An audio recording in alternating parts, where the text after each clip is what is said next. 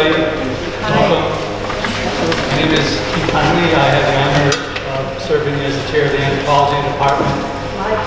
And can you hear me okay? No. Thank you. What if I just yell really loud? My name is Keith Huntley. I'm the chair of the Anthropology department, and I have the honor of introducing today's speakers who are here to honor the memory of two former members of the department, Professor Philip K. Bock and Professor J. Stanley Rhine.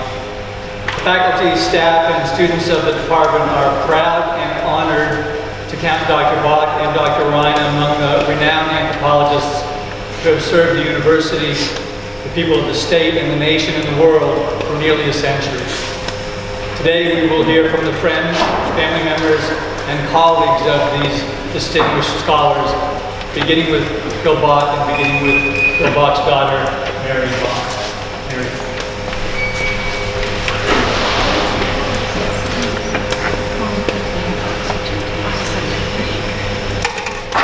Thank you for the introduction.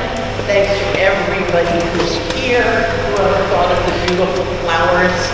And I think that my dad and Stan Rhine would have really enjoyed knowing that there was going to be a gathering for both of them.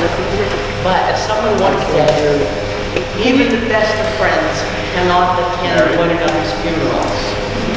Get closer to the microphone. Check the microphone's on and get closer to it. Well, I know it's on. I can hear myself in the speakers. It is that. Speak closer to the It's not loud. not project. No, there's not good. Is that better? Oh, okay. Do I start over or just follow ahead? Yes. Start over. I think my dad and Stan Rhine would have really enjoyed knowing that this would be done for both of them together, because they were great pals. But as someone once said, and I want to get it right, even the best of friends cannot attend one another's funerals.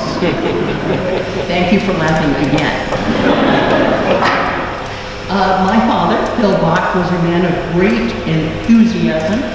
He was always really into something new, and he always got pretty deep into it, whatever it was. Among his great interests in the last year of his life were the comedian Jim Gaffigan, the Irish novelist Kevin Barry, and a little black cat named Knuckles. Knuckles actually belongs to my sister Karen, but she came to live with us when she couldn't go with Karen. And my dad very grudgingly said, okay, but keep her away from me. Within a week, he was calling her princess. And when I got home from work, he would tell me what the cat had done all day. His main enthusiasm, of course, is books. You can't talk about Phil Bock without talking about books. He read them, he wrote them, he reviewed them, he hoarded them. And I think at least 100 times in my life, I heard him describe a book and then say, it's very good, you should read it if you have time.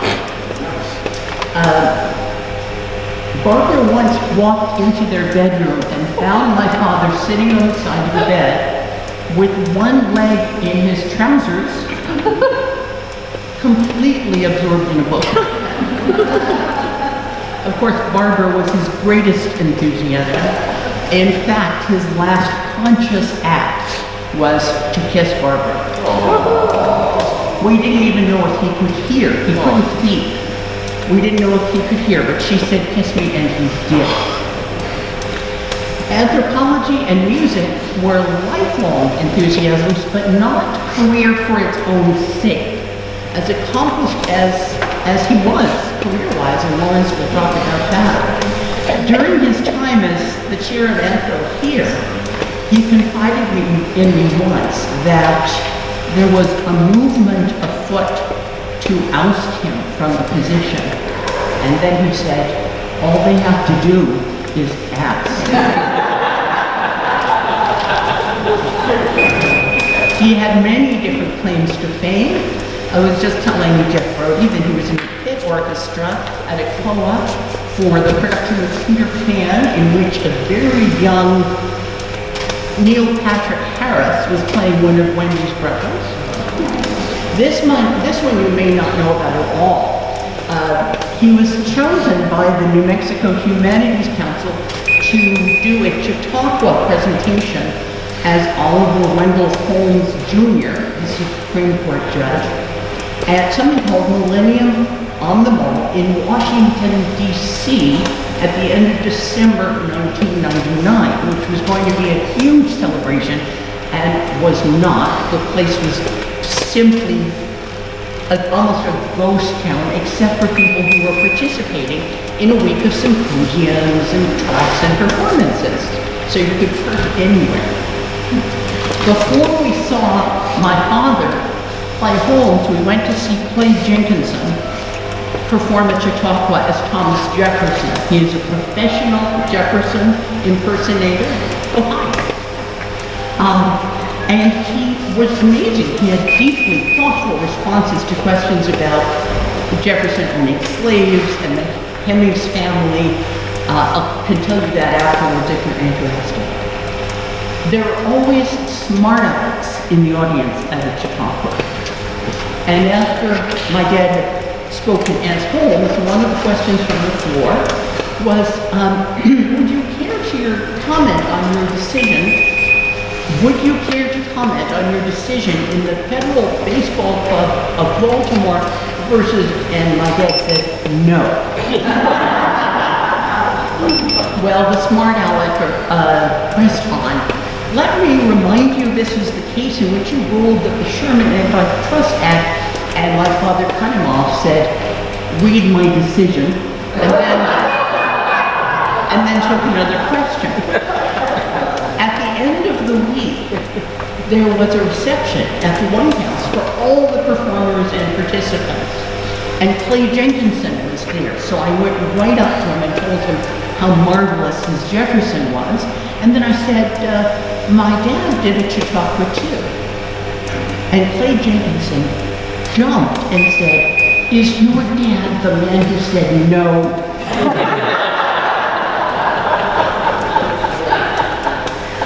Many of you were tremendously supportive. Not when my father, well, yes, when my father died 11 months ago, but 22 years earlier when he had meningitis and he was in the hospital in Santa Fe, and people such as the Kaplans, we had friends so loyal and supportive that they would drive up from Albuquerque to Santa Fe just to get Barbara out of the hospital for a couple of hours, force her to have dinner and a martini, and then they'd drive home. That's real loyalty and support. I just wanted to tell you something that he said coming out of his coma, but first, standing here, I have to tell you one other. When he was regaining consciousness and orientation, someone from the psych department came up to evaluate him, and he said, Dr. Bock, I've heard that you're something of a psychologist yourself. And my father, with his voice still raspy from being intubated, he said, I'm a Freudian, not a Jungian. Now, if you've ever had a loved one in a coma, you know that someone coming out of a coma is bonkers for a while. They have something called ICU psychosis. It's probably related to being on a respirator, and they hallucinate. And if you know that your loved one is getting better, it's really funny. You're happy about it. My father had hallucinations. He thought the doctors and nurses were performing some sort of tribal ceremony, and he wanted me to find out more about it. But most exquisite, he looked at the acoustic tile at the top of his ICU bed and saw a novel. It was streaming across the ceiling like a news crawl, a red word, then a green word, then red, then green. It was a thriller. and he was enjoying it enormously. And he said to me, "It's very good. You should read it."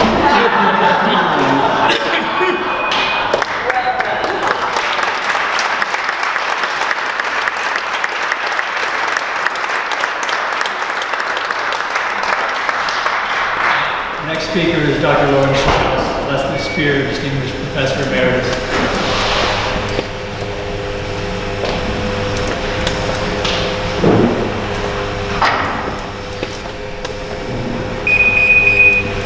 I wish we could turn that thing off. I think it's an oxygen concentrator. Can you hear me? No. No. What is it with this thing? Can you hear me now? Yes. Be very close to it. Okay. Helps to put on the glasses. It's hard for me to believe that I'm really here after all these years of knowing Phil.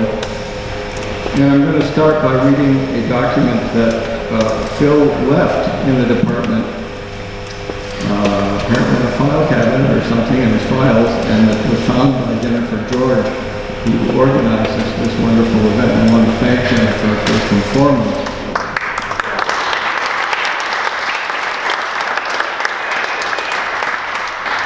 It's a document that Phil wrote. It begins, "Adieu, adieu, remember me." I thought that rang a bell, so I looked it up. It is from Hamlet, Prince of Denmark, Act 1, Scene 5, and it's spoken by the ghost of Hamlet's father, the King of Denmark. Phil says as follows, "I am quite proud of a few things that I have written, and in my future memorial I would like these mentioned.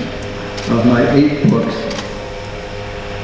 some translated into foreign languages such as Spanish, Italian, Japanese, Turkish, and Korean, my favorites are Modern Cultural Anthropology, which Cora Dubois called a treatise rather than a textbook, Rethinking Psychological Anthropology, and the essays collected in Shakespeare and Elizabethan culture. The monograph on Micmac history and social structure came out of my dissertation, as did the one titled The Formal Content of Ethnography, greatly revised to include 20 years of further thinking on problems and structural description.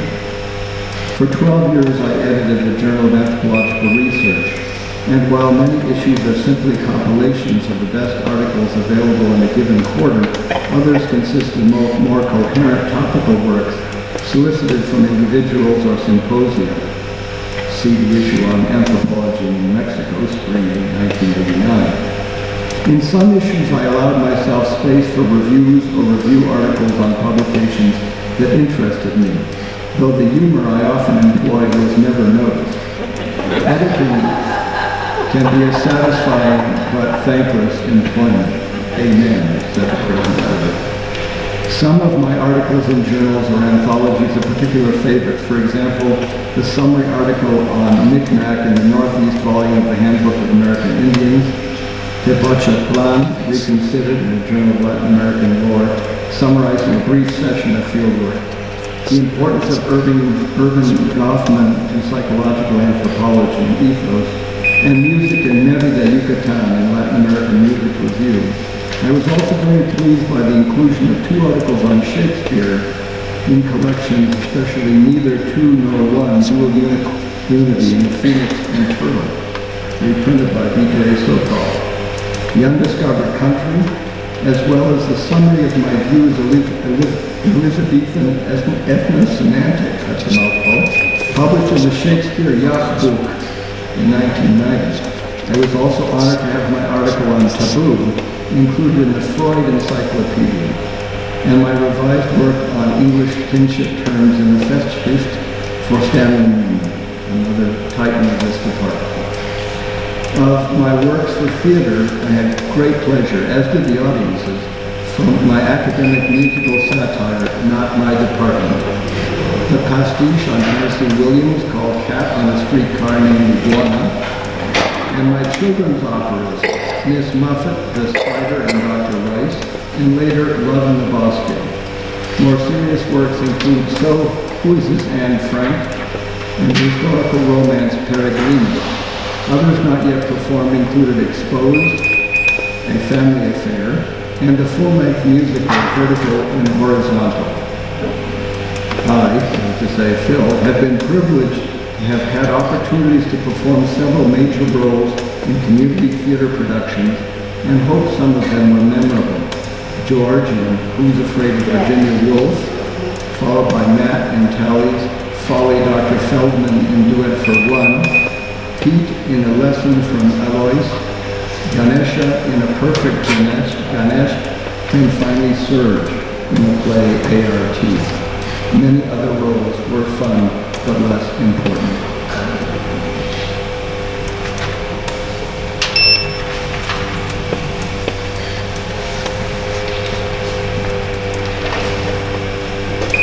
For me, Strauss speaking now, Phil, along with Harry and Peggy Basehart, Jack Campbell, Linda Cordell, Lou and Marianne Binford, Stan Rhine, Pat Draper, Henry Harpending, and so many others represent the old department, a rather tight-knit, very sociable community of excellent world-class scholars and friends in a post-Pope-Joy institution that was still trying to style itself as Harvard on the Rio Grande.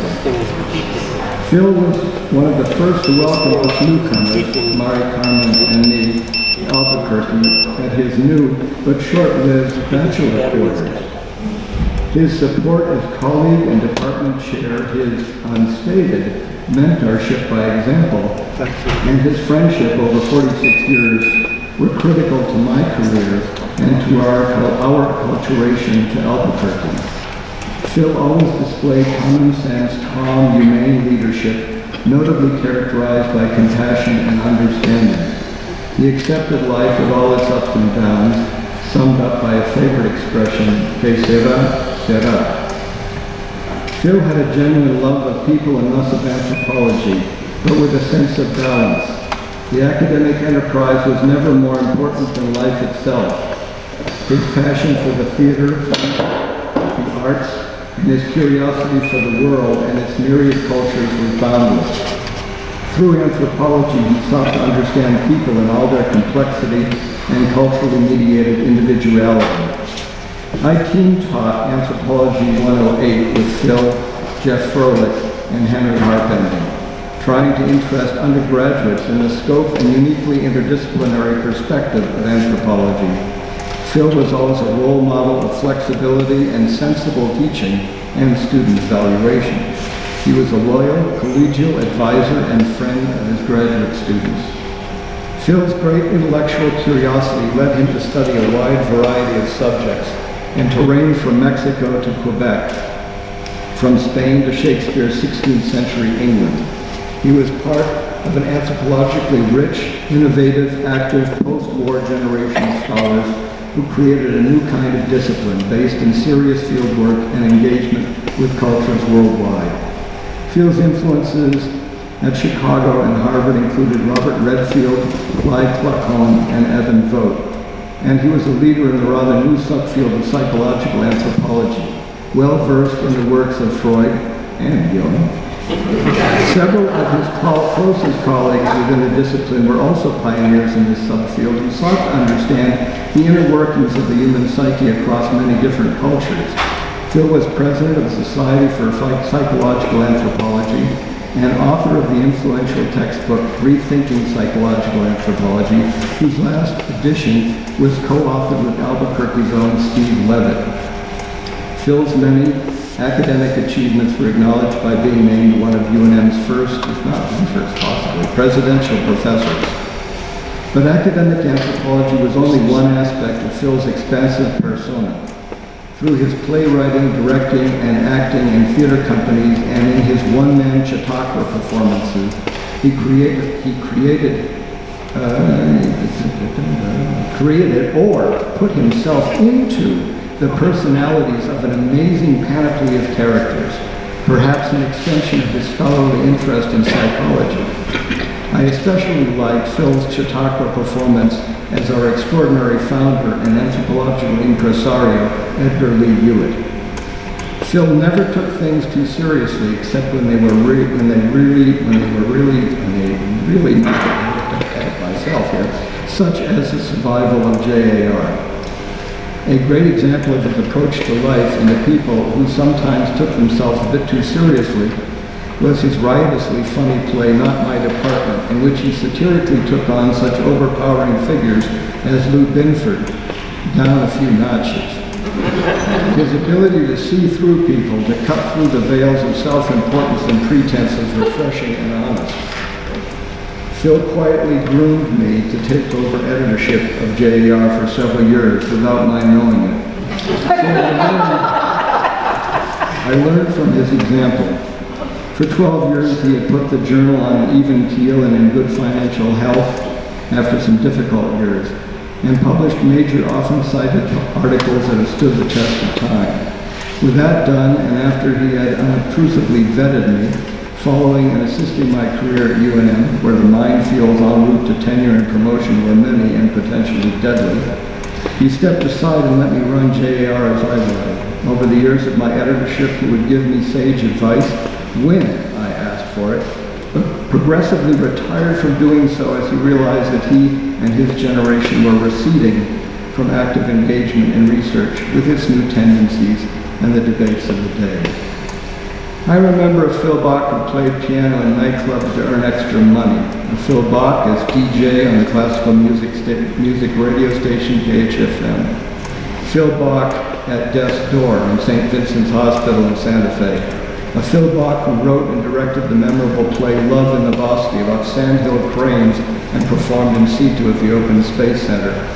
And a Phil Bock who cooked a juicy, savory prime rib lubricated with fine wine at the last of many dinners we had at his and Barbara's houses in the North Valley not long before his final diagnosis. His fatal diagnosis. Phil and Barbara's long, loving marriage, such a successful second chance rooted decades earlier in a college-time friendship in Fresno, California, was a wonderful thing to behold and to engage with over the years. Their fully shared love of theater as mainstays of the Albuquerque thespian community, and especially the Adobe Theater, was durable and known to all. They were real troopers, each with his and her own extraordinary and complementary skills and interests. Barbara with her avant-garde art and paper and paint, decoration, costume design. Phil with his music, writing, acting, and directing. Their joint passion for travel from Arkansas to the Danube, entertaining, conversation and their optimism were infectious and inspirational. Barbara continues to be a standard bearer for joyful life. Phil and Barbara's hospitality towards us and our daughter Ava buoyed us up through good times and bad for decades.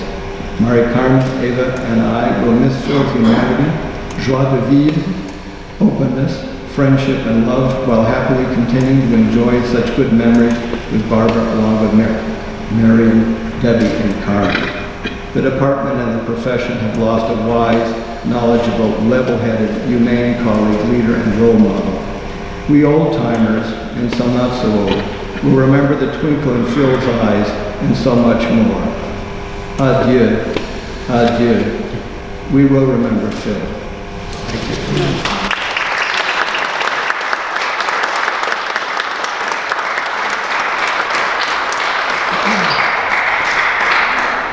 Our next speaker is Dr. Louise Lanker, Distinguished Professor Emeritus.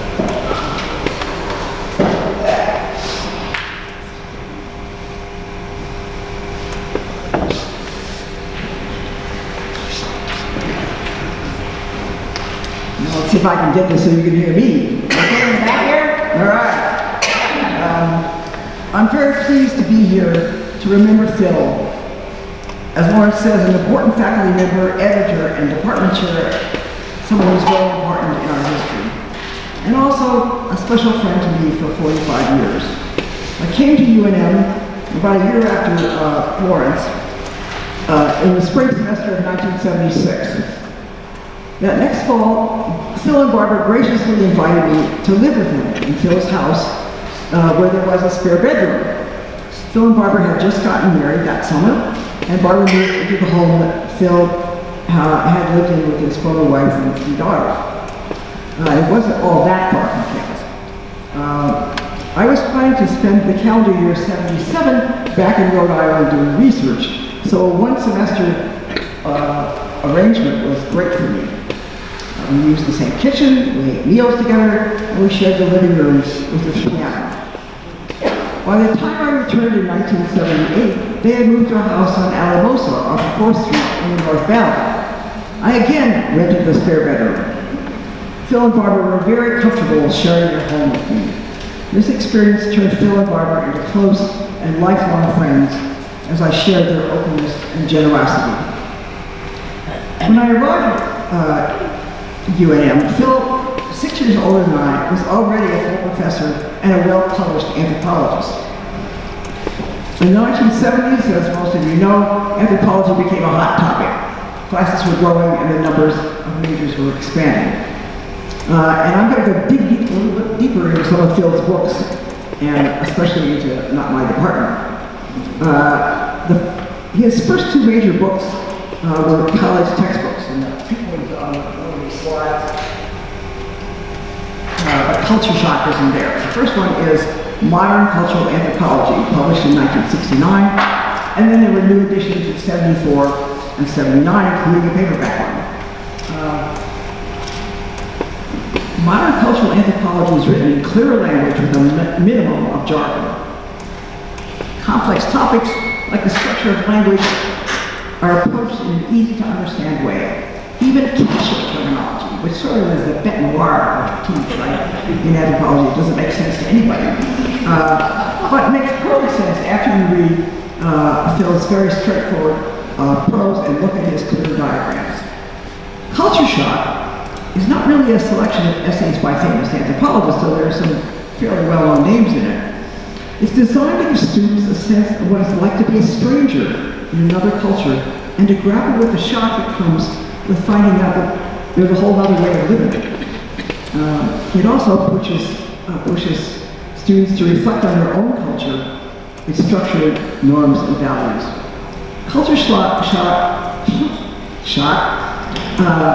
has a selection from the Bible, a description of whaling that comes from Melville's Moby Dick, an article on the excavation of a pit house in Catherine County here in New Mexico, and an in-depth look at leadership in bush and band. That's kind of the range of things that is in it. In the section on field work, I was particularly touched by an essay by John Adair, who was studying World War II veterans in Zuni, New Mexico. Not only do we hear about John's treatment as a complete outsider in the village, but also his growing relationship with a man he calls Marcus, a veteran, but it also demonstrates how the war transformed Marcus's relationship to his own culture.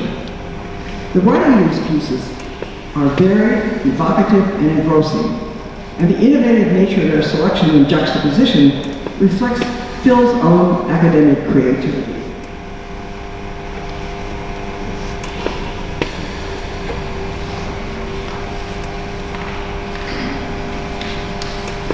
Perhaps the most important book was Rethinking Psychological Anthropology in the last editions on these slides. This and his presidency of the Society for Psychological Anthropology marked him as an important contributor to this growing subfield. The book's central themes are all anthropology is psychological and all psychology is cultural. And it covers the development and transformation of psychological anthropology from the early influence of Freud, there's Freud again, to the work of Edmund Speer, Ruth Benedict, Margaret Mead, Abram Gardner, sort of the early psychological anthropologists who emphasized things like configurations, model and basic personality and national character. Then the book continues with descriptions of trends that emerged after the war. Things like cross-cultural studies, behavioral approaches, and cognitive anthropology. And most recently, as Laura said, he was able to collaborate with Steve Levitt to get this third edition that was very much updated with even new topics. It was published in 2019, and I think is the capstone of Phil's anthropological career. But As Lawrence has already said, there was a lot more to Phil's life. He was a pianist, a composer, a songwriter, author of musical satires and serious plays, and an actor as well. He and Barbara, she's an artist in her own right, I think have some things over at the Art Museum right now. You might want to go look at some of her great paper creations, which she was making while I lived with them. They were active, as Lawrence said, in the Adobe Theater, which turns out to be just down the street from me. Barbara designed sets for many of Adobe's presentations, and Phil also played a major role in some of their productions. And several of his plays were presented there. Most popular, of course, among us as anthropologists was Not My Department, already been mentioned 3 times. But it was presented twice. It was both presentations were over at the Dickey Theater, which is our UNM theater, in 1991 and 92. The plot revolves around the selection of a new chair for the department, which is not necessarily just some department. And it takes place in the department office and the mailroom. The names of the characters represent their personalities and their major things. The chair is called Dr. Laidback, and then there's Professor Grantsman, who's totally focused on getting his grant proposal in the mail. Then there's somebody named Professor Christian, some sort of angelical. Then there's distinguished Professor Starr, who's always angling for a new job offer at a much more important department. And then there was somebody who was called Professor Gladfly, who in the first act is dressed as a clown, because he was going off to something. Off stage, there are characters named Professor Wellborn, and then there's my favorite, Professor Lech. There's a lot of leching there. So you get the idea, right? Oh, the dean was called Dean Tough. There are 3 women characters.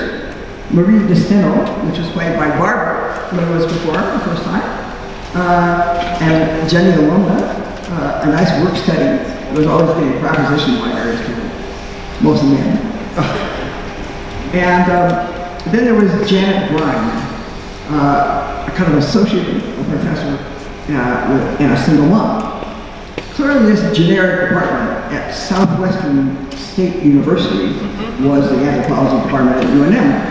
And we spent a lot of time trying to figure out who was who, which character was which real person. Let me give you a couple examples of the kind of stuff Phil wrote for satires. The theme of the play was introduced in the first line by Secretary Marie. Working in a zoo is just like working in a zoo. Now that is strictly ingenue. This job's a chore. Cleaning up the mess for every student and every professor. Or it's a challenge here, I guess, but it's quite a bore. So that's sort of the theme song. But when I heard Janet Rhine's song, I was pretty sure this character was modeled after me. And it was confirmed by Barbara the other day. She said, your work's a Barbara, so that's why you're Professor Rhine. Anyway, the song about me, every character gets a song. You've got to be twice as good when you're a woman. You've got to work twice as hard as any man. If you serve on a committee, then you mustn't look so pretty. It's been like that since my career began. You better be twice as good to get promoted.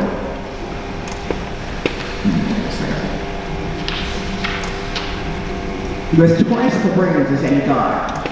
But be careful not to show it, because if you let them know it, you're out of here right now, and that's a lie. So you get a sense about Phil's ability to do satire, and without hearing the music or seeing the actual performance, I think you can understand how much fun he had playing with department dynamics. I hope this gives you a sense of the depth and the breadth of Phil's talent and creativity, and a little bit more about his intellectual interests and accomplishments. He was a very good friend, and I do miss him.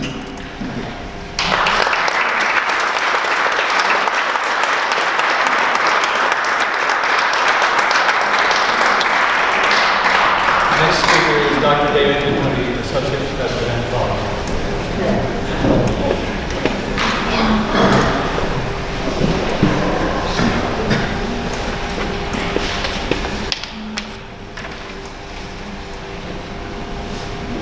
So first off, Dr. Suzanne Oakdale could not be here today. She's traveling. And I want to read some brief comments from her. Phil was a gracious senior colleague. I knew I could count on seeing him in the audience when I presented a paper at the AAA meetings, and he always had encouraging things to say to a young, nervous assistant professor. I will always remember one funny story he told about bonding with a particular student in one of his large lecture hall classes, who always nodded through his lectures.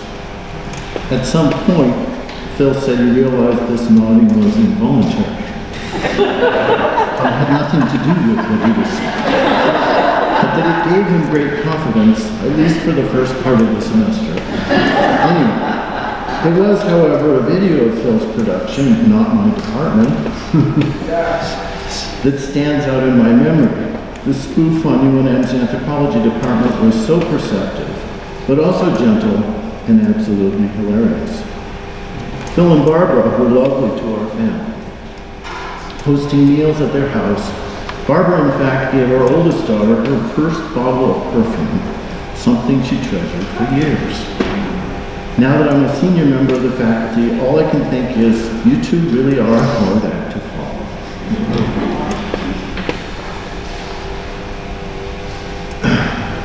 And these are my remarks. I met Phil in the summer of 1996.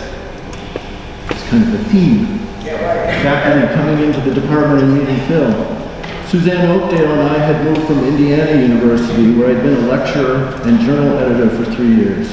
I was excited to be back in Western North America, but concerned that leaving IU in the Midwest might mean distancing myself from the center of the field. Phil knocked on my office door and welcomed me to UNM. I think he's the only one that passed my door in the patio all summer. He was recently retired, fit and lightly tan, socially adept, funny, and self-effacing. He would turn out to be my favorite interlocutor at UNM, stopping by my office for a chat whenever he came for his mail. He was reliably cosmopolitan, sometimes sharing his thoughts on books he was reading, other times talking music, and yet other times alerting me to productions at the Adobe Theater. He had no stake in my presence. He was not a member of the hiring committee, not a part of annual reviews, did not see any instrumental value in me. He simply stopped by to talk, often subtly pointing to the genial legacy of Stanley Newman and Harry Baser, as Lawrence mentioned, longtime co-editors of the Journal of Anthropological Research. Conversations with Phil meant a great deal to me, and they continued right through the many years until COVID. I remember our last conversation outside my office. He was reading about Darwin, interested about biographies and so forth. Politics has changed in the last decade or so. As a recent essay in the New York Review of Books put it, how could this country elect and almost re-elect a semi-fascist showman who flaunts his contempt for facts, laws, honest elections, and people with dark skin? One thing of which I'm quite certain is that we cannot blame Phil Bock. A tendency in recent anthropology has been to pursue what some call strategic essentialism with regard to culture and identity in the pursuit of recognition. In this time, cultural performances have tended toward the essentialist and primordial, as is evident all around on the left, right, and center.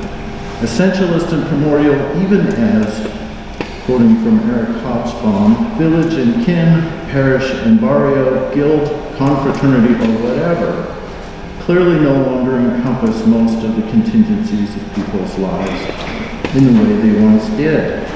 The invention of tradition has run parallel to the commercial discovery of the mass market and of the mass spectacle.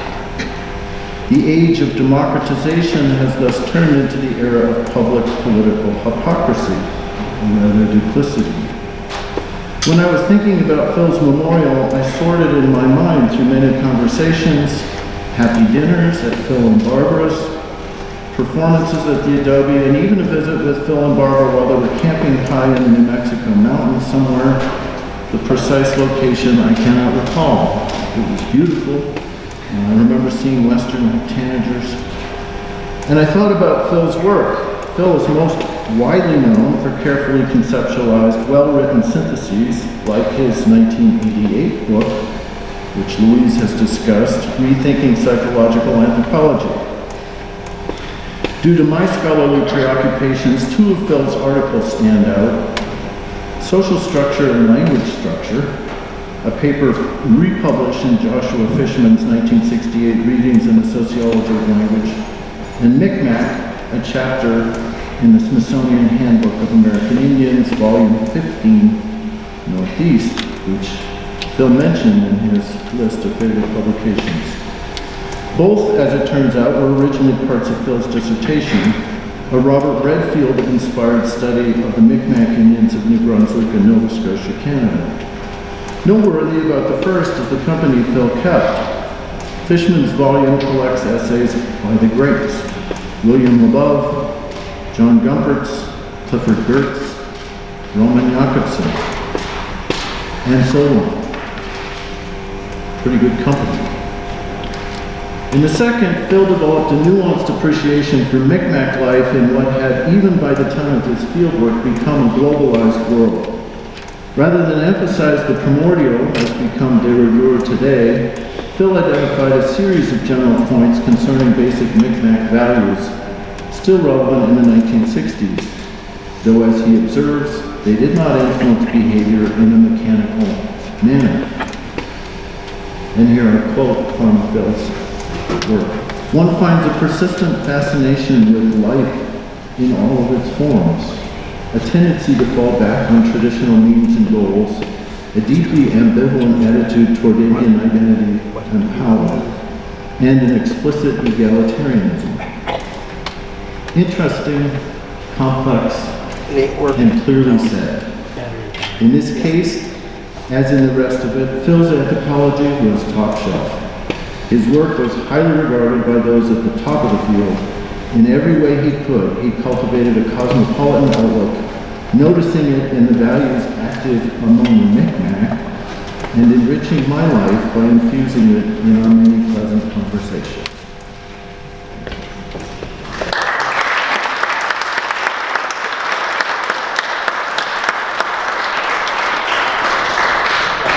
The next speaker is Dr. Dave Speer, Professor Emeritus. What? Not unless you want. I'm sorry. No.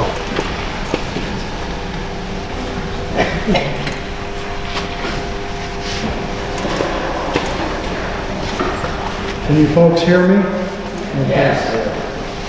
Mine is short, partly because over the years, Phil Bock would read some of my books and say, brevity, brevity, brevity. So here it is. Professor Phil Bock's life was a joyous, multi-layered journey.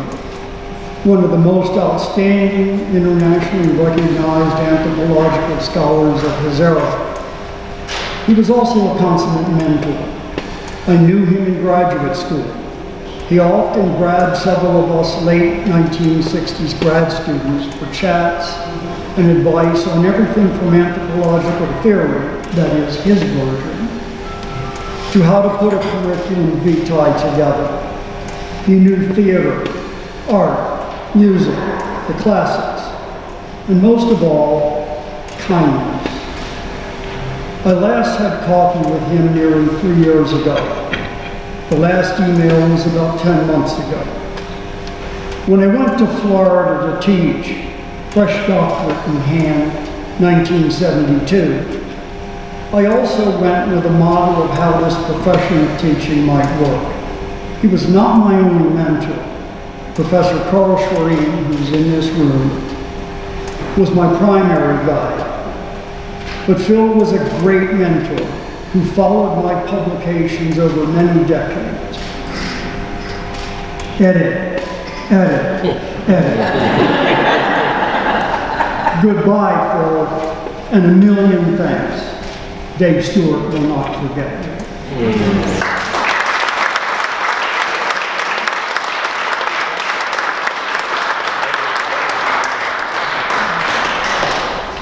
Speaker Dr. Michael Gray, President of Austin.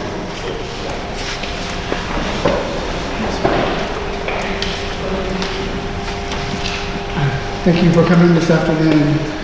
I have a statement to read from Nico Besnier. Nico is a professor of anthropology, cultural anthropology at the University of Amsterdam, and knew Phil and Barbara well. Phil has been my champion ever since I met him in 1988. He helped me with publications, commented on my work, and lionized me even when I did not deserve it. All with his proverbial bonhomie and wicked sense of humor. Barbara and Phil hosted me and many friends multiple times in Albuquerque. I loved going over to their place for dinner and banquet. There are no academics and faculty members like Phil around anymore. Universities have ensured they no longer exist. I will miss Phil for the rest of my life. Nico Besnier. I just have a few things to say. Phil exemplified the affirmative attributes of the old school anthropologist. Committed to the discipline and knowledge manifestations, loyal to this Department of Anthropology and protective of its traditions and histories, as was his attendance at most public anthropology events, most notably the semi-annual JAR lectures. He was welcoming to new faculty and chairs. The first time I met Phil and Barbara was in the summer of 2006, and had cocktails at their house with Nico, Mood, and Barbara and Phil before the performance of the Santa Fe Opera. One of my first thoughts was, they are a remarkable couple, demonstrably adoring of each other. In fact, when I think of Phil, I automatically include Barbara in the thought. We stayed talking to them until we almost missed the opening act of the opera. Upon arriving in Albuquerque in January 2007, Phil and Barbara immediately invited me and my spouse Daniel to their home for dinner. And this was followed with dinner at ours and theirs on a number of occasions. They were consummate hosts, wonderful conversationalists, and truly good people. Phil took anthropology and his role on the faculty seriously, but he did not want us to only know him from the serious side. He was friendly, engaging, knowledgeable, and provided a degree of collegial friendship I hadn't previously experienced or expected. Thank you, Phil and Barbara, for all that you've given our department, to me and Daniel, this university, anthropology, and the community.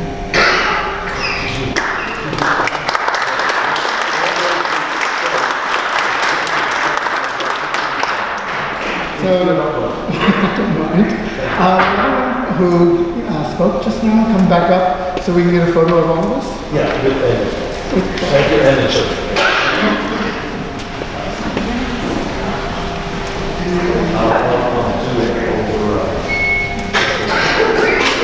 do it over here, too, right? Right here. Well, if someone does it, fine. Okay. Fine. Oh, I thought it was a break. I'm sorry. Excuse me. I'm sorry. I apologize. I think it was. Okay. Sorry. Thank you, everybody, to the speakers. On the agenda of the next item is open comments. Would anybody like to say, who hasn't spoken, say anything about? Can we bring the microphone or no? Can you just speak up? Do you want me to push you forward? I want you to push me forward. Sorry, logistical stuff for a second. So, you ready to say a question? I think you got a break. Hold on. You have the break on. It's it like and the yeah, there you go.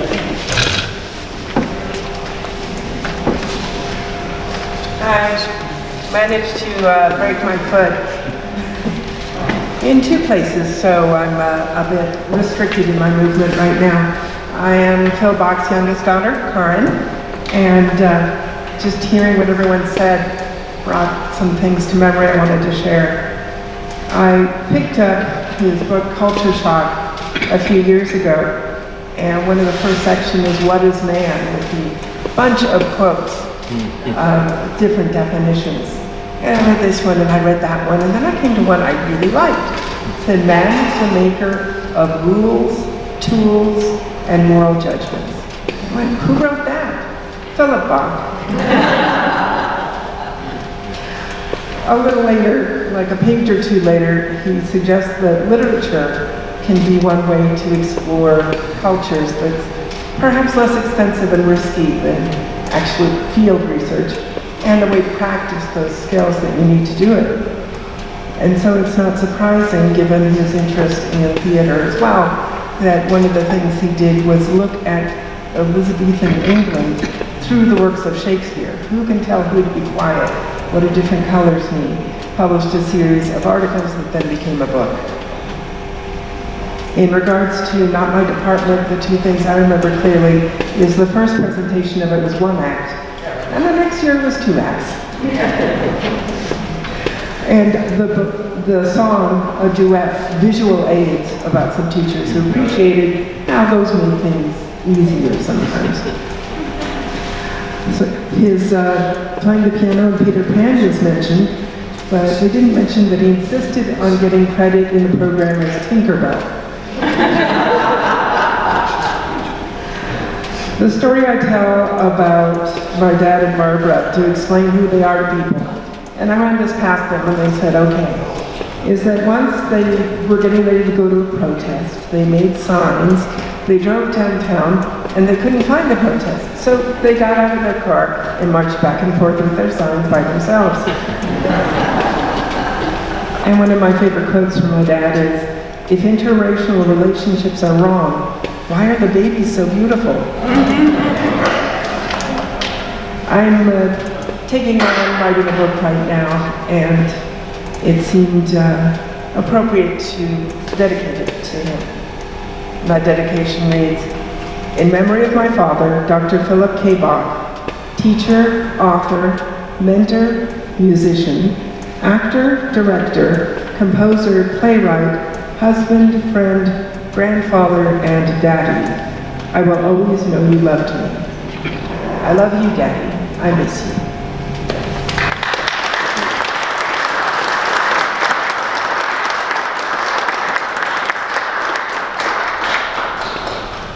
Anybody else like to speak?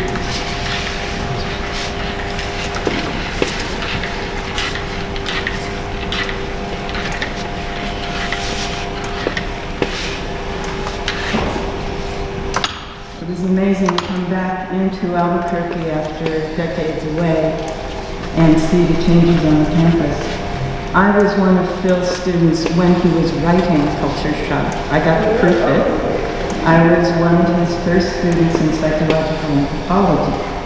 And I went on to earn a doctorate in general systems with a thesis that had to do with using literature as a way to understand the forecasting of the dynamics of a culture. He was a profound influence on my whole career. And I just really wanted this opportunity, since no one else was coming up as a student, to say just being him, doing what he was interested in, gave us permission to do what we were interested in and to make the same kind of syntheses that he did. I've seen many people over the years who were his students, and we all were profoundly impacted, affected by that willingness on his part. And I wanted to say thank you to Phil, and I wanted to say hi in the car. She was in the crib when I last saw her. I've grown. And to thank you all for honoring a man who has made a profound difference in many people's lives.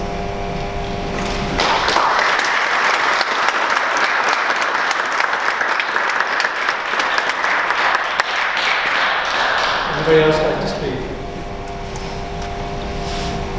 Please.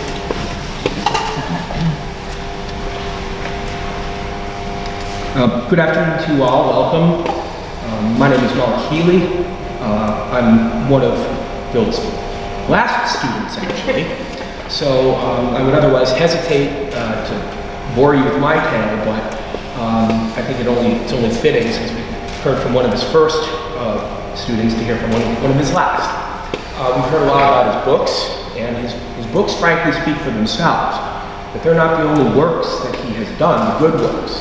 You know, as a teacher, he's produced students, like my fellow alumna there, and he produced who I am. I stand before you as a product of Phil Bock, as well as all of my professors, but you know, Phil was one of the most important.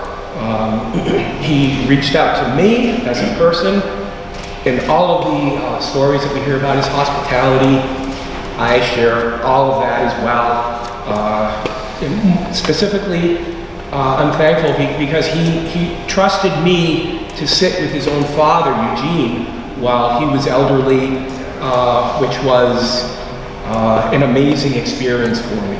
Eugene Bock was quite the man, and as a 90-year-old gentleman, he taught me how I want to be if I ever reach the age of my 90s. I want to be like Gene Bock. Going back to Phil, the thing that really I get from Phil is really echoed in what his other student had just said. I'm sorry, I didn't catch her name. Ruth. Thank you, Ruth. I was in Phil's very last graduate seminar, which he dedicated to his entire career. And I was at the very beginning of my career. In fact, I was even before my career. I was just a grad student. And here I was watching a man who looks back on a very long and distinguished career and all of the changes that had occurred and how he was summing it up. And it was really challenging for a 22-year-old man to understand the perspective of this, great thinker, and at the end of his career, a master of what he had done. But now that I stand as a man in my 50s, looking towards the twilight of my career, I'm not quite over the hill yet, but I've got a few more years ahead of me. And I did follow through, become a professional anthropologist. I teach anthropology at community college outside of Chicago, where I'm kind of a one-man department, and I get to do my own thing. I have an amazing job, but what Phil taught me, not only as an anthropologist, but as a person, was that you've got to make it your own. You can't do somebody else's anthropology. And he had us read a book called Personal Knowledge by the philosopher Michael, name forgets me, but it's not about him anyway, it's about Phil. Phil, he had gone through so many different phases, and he had done so many different things. It was hard to kind of put a bead on, well, what exactly kind of anthropologist were you? And the fact is, we're always changing. And so I did my work in the 1990s, and I feel very unprepared in the 21st century to be trying to talk to young people, because the world that I had grown up in intellectually pretty much dissolved immediately after I got into the real world. And we started talking about globalization while I was in school. And now we have a world that's completely different than the one I was prepared for, but true to the liberal arts and the holistic perspective of anthropology. We work with what we've got, and now we have a brand new world that we have to continuously figure out as it changes. And so what Phil taught me was you have to change with the world and the times and make it your own. And we're all basically trying to be individual anthropologists ourselves, whether we like to think of it or not. The anthropologists in the room are the only ones who just admit it. But everybody else is still trying to figure this out as we move along. And it's beholden to us to try to do it from the perspective of looking to the future. And so when I took that class with Phil, it was about what's going to happen in the future. And now that the future for me has come, I'm here to pay my respects to Phil and thank him for preparing me for what we have shared today. So thank you for listening to my few remarks. Good afternoon.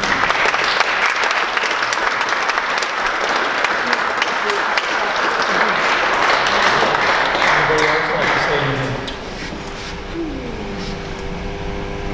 Thank you very much, everyone.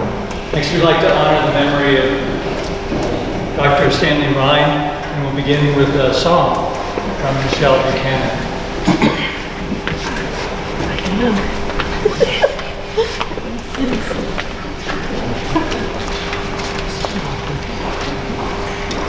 I apologize, I hope you'll be able to hear. I left my amplifier and everything in the car because the room is so loud. So we'll see.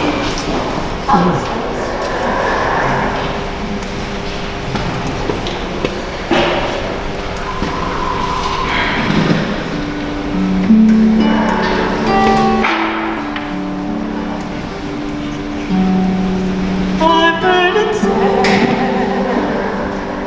that friends come into our lives for a reason, bringing something we must learn, and we are led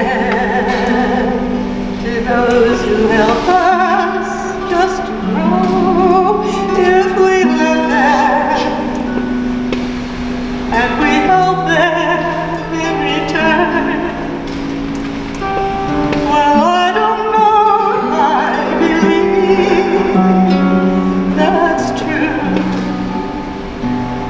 but I know I'm who I am today because I knew you.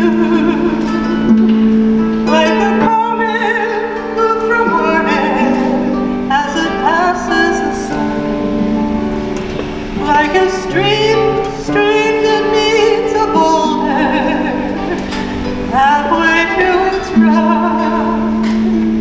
Who can say that I've been changed for the better?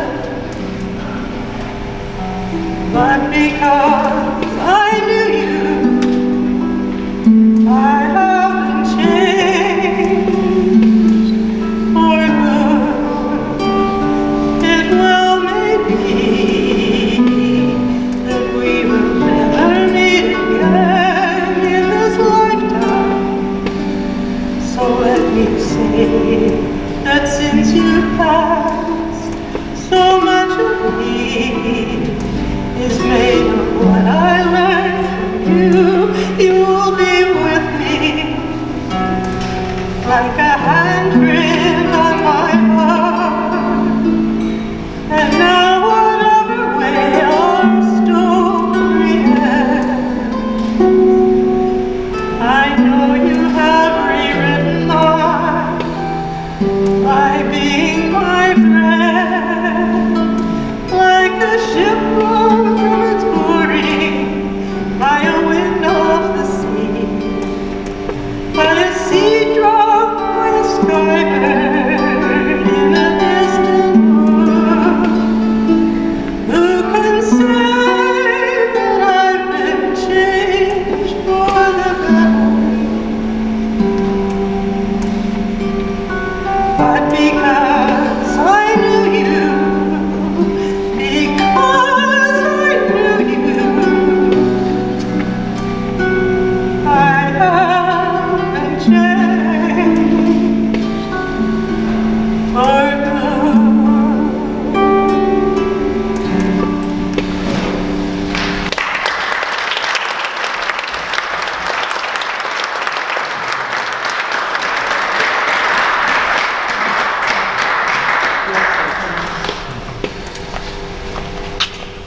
So I'm going to read briefly from the Memoriam for Stanley Rhine, and then I'm going to read 3 short vignettes provided by Sue Jimenez, Stan's wife. Stan was a retired professor of anthropology, forensic scientist, mentor, researcher, academic, leader, writer, railroad historian, model train builder from scratch, automated piano player, guru, and go-to guy. Stan's wry witticism and sense of humor amused and entertained many over his lifetime, as did his micro-signature, which required a magnifying glass to read.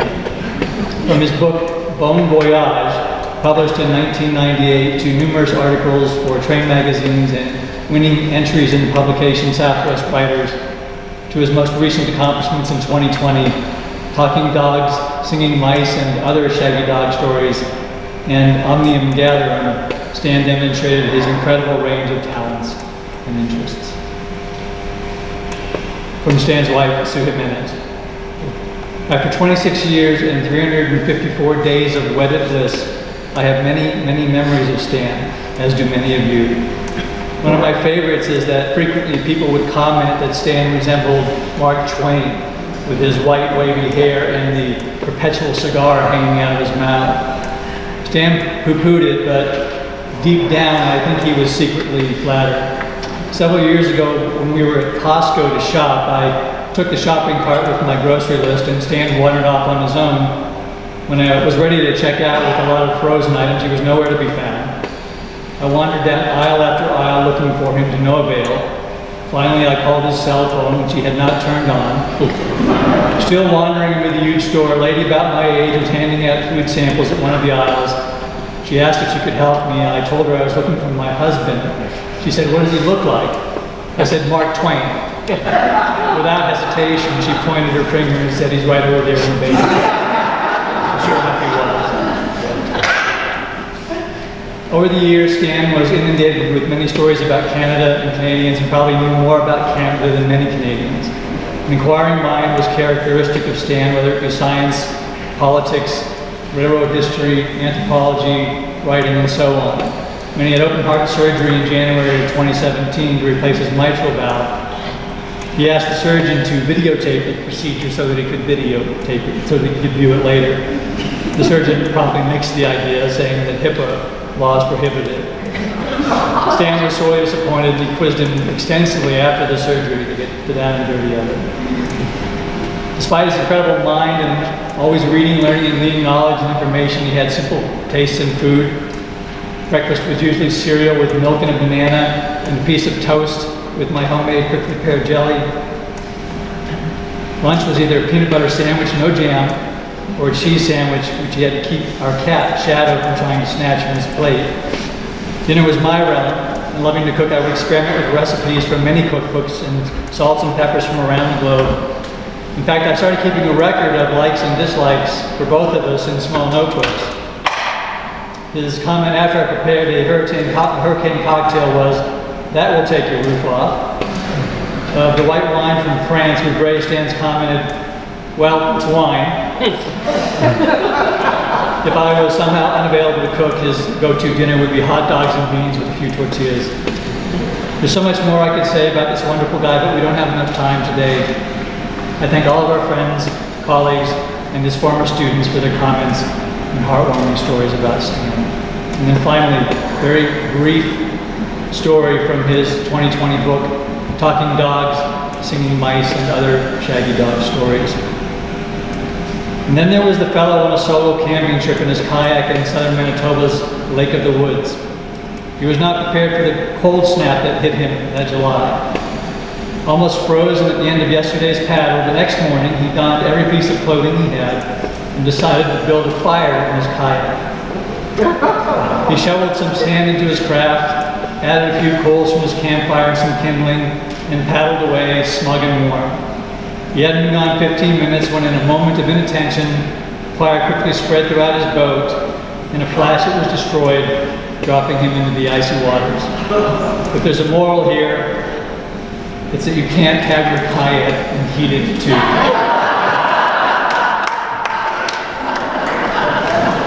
Next speaker, I'd like to introduce Dr. Carla Stanley, who's the director of the Maxwell Museum, who will read some comments from Dr. Garth Bowden.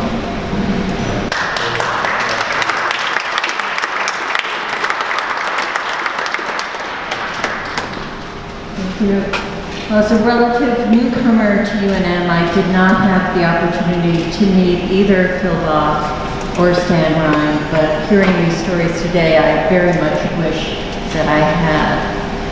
And these are some remarks from Garth Bowden.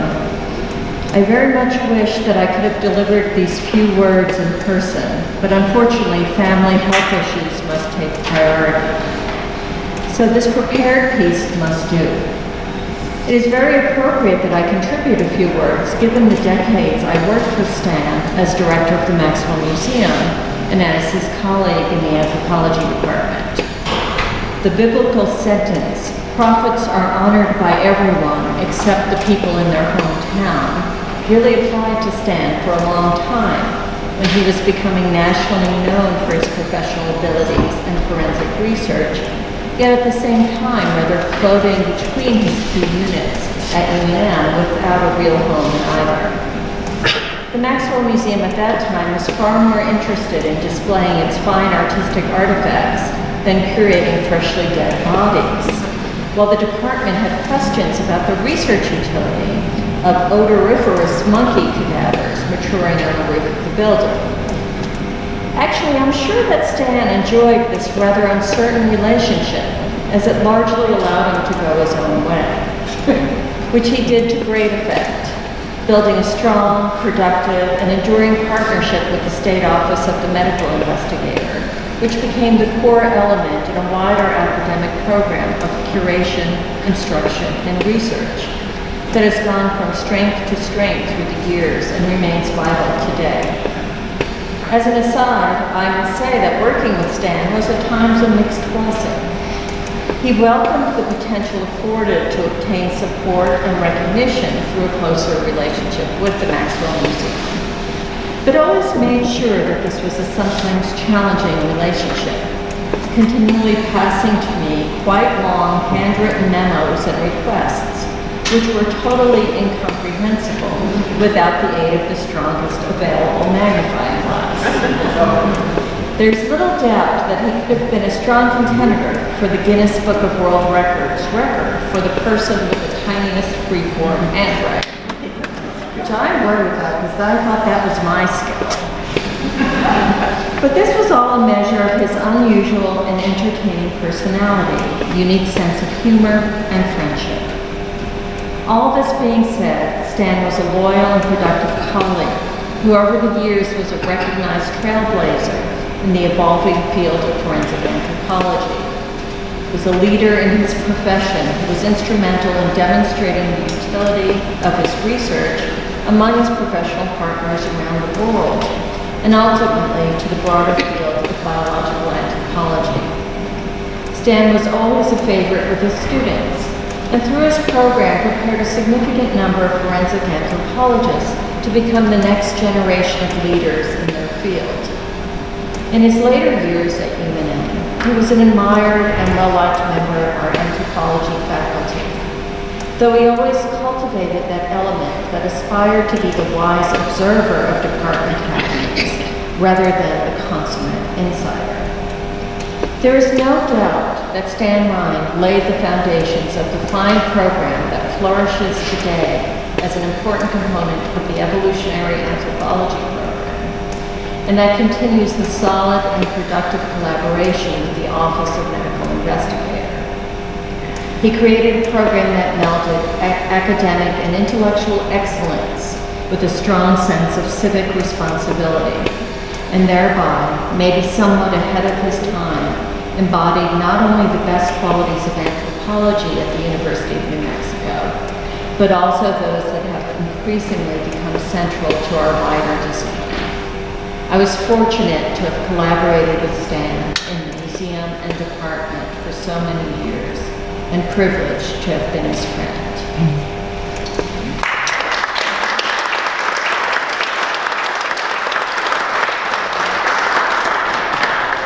Speaker Dr. Heather Edwards, former curator of the Maxwell Museum, professor of anthropology, and forensic anthropologist at UNM.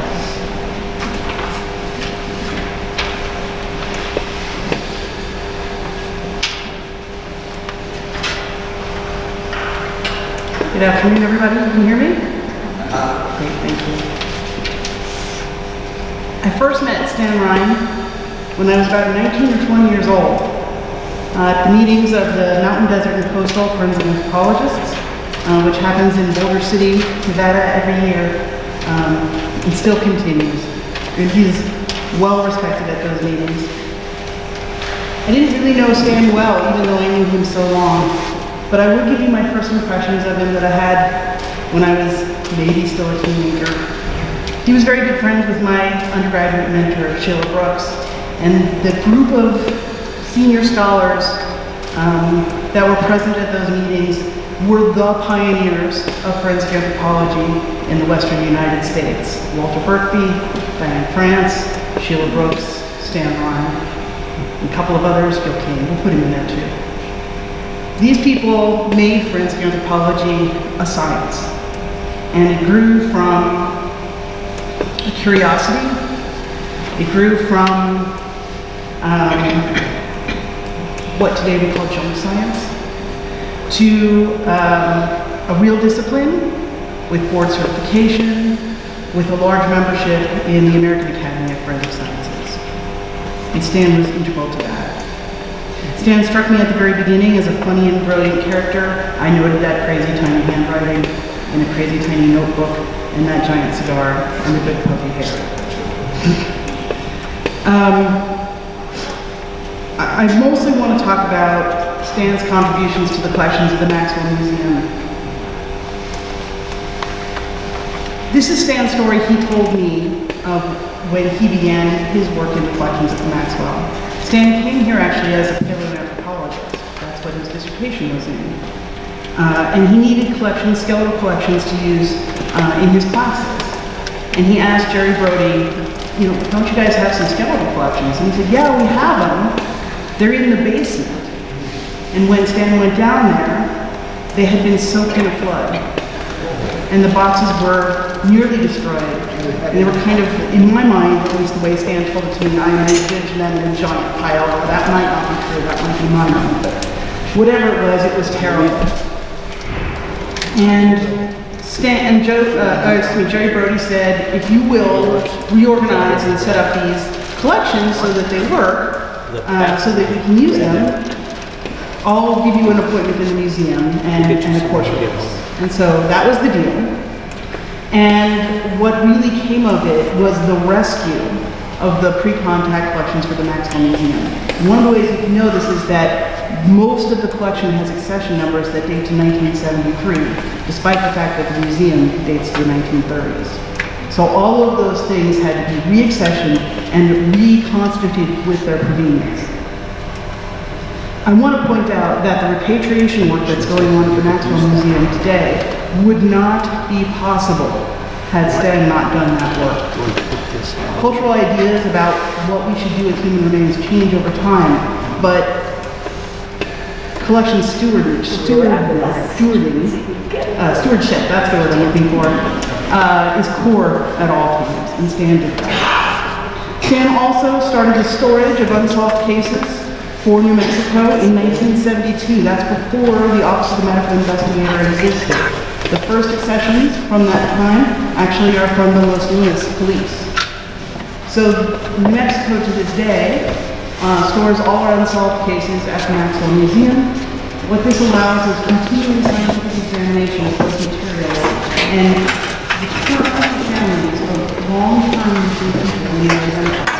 Earlier this year, we identified a person who was first found as an unknown individual in 1985. In addition to that, Stan started the documented skeletal collection. This is the opportunity for individuals to donate their skeletons to the Maxwell Museum upon their death, filling out information about them. Just as a side note, Phil Bock is a donor to this collection. When I would run into Phil at meetings, and yes, oh really? Okay, we've got a whole family here.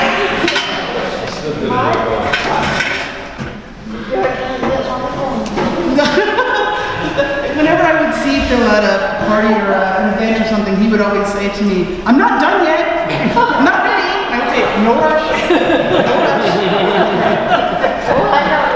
Yes, please take your time. That documented collection was started by Stan Rhine. It was started in 1975. Today it has 320 documented skeletons in it. I tried to do like a literature search to figure out how many theses and dissertations and papers and research have used this collection, and it was impossible.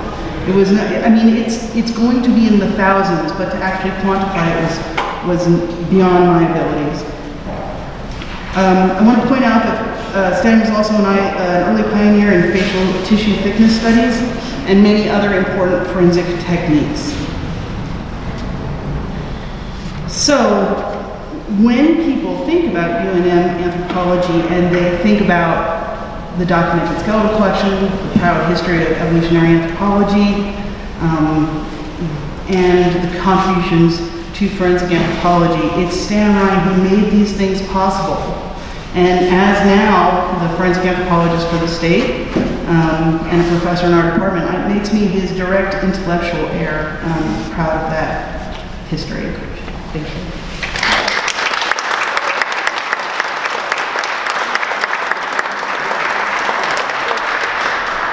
Next speaker is Dr. Lawrence Strauss.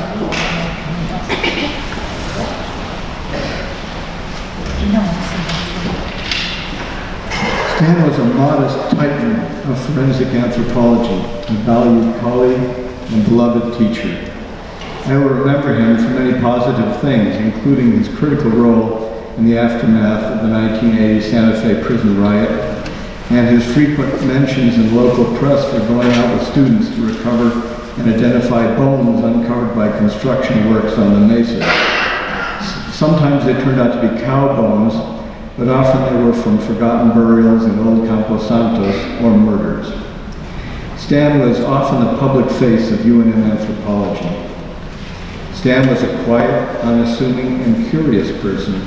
He was an expert forensic anthropologist called upon frequently for his great skill and knowledge to solve real problems a la CSI, but long before the TV programs, both throughout New Mexico and around the country.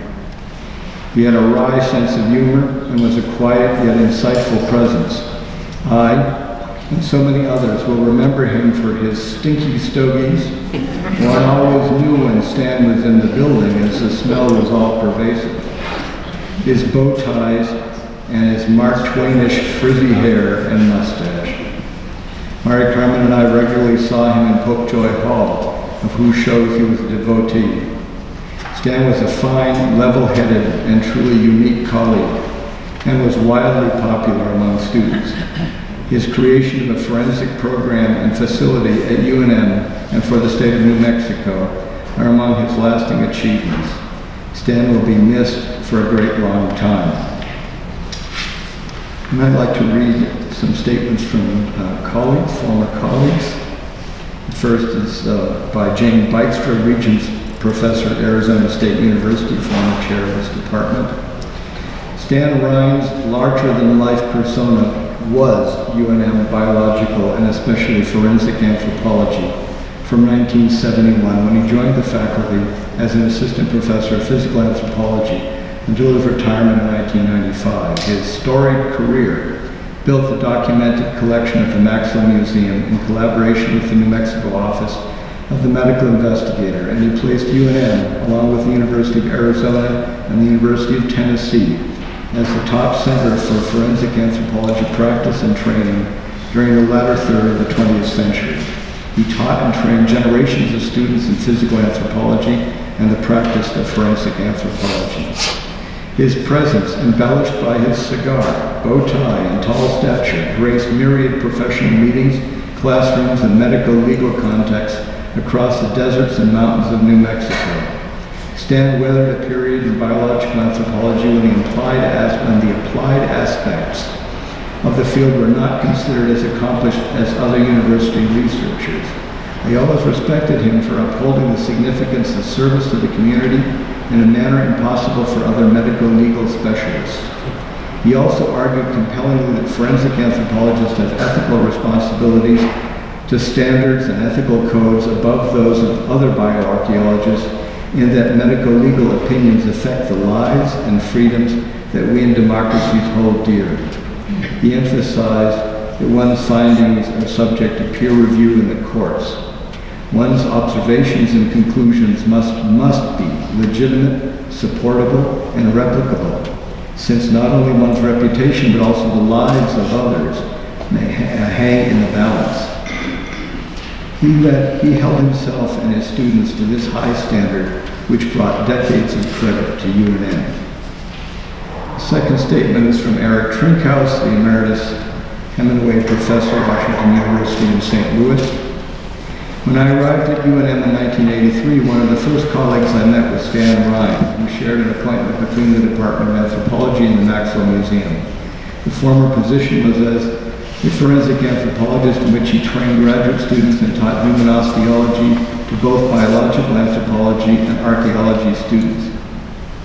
In the latter position, he curated the human skeletal collections of the Maxwell Museums with the capable assistance of Maria Rhine.